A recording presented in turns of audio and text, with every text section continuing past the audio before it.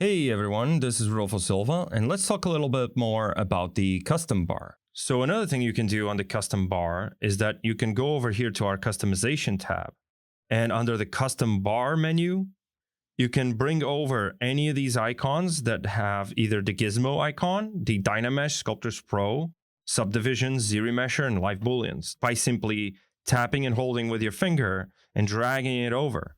And then let's say I want to build a custom bar that has all of my organic sketching tools. I can just hover over the Dynamesh button, maybe the Sculptris Pro as well.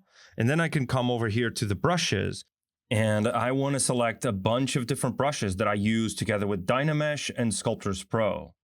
And now if I go over to this custom toolbar and I let go, you can see that my Dynamesh and Sculptris Pro buttons are also there. So let's say I want to do a hard surface custom toolbar. So I can just hold that gizmo, for example, that I use all the time, maybe the live booleans, ZBrush, and subdivisions. But now I want some hard surface brushes like the bevel flat, bevel arch. I want a planar brush, H polish.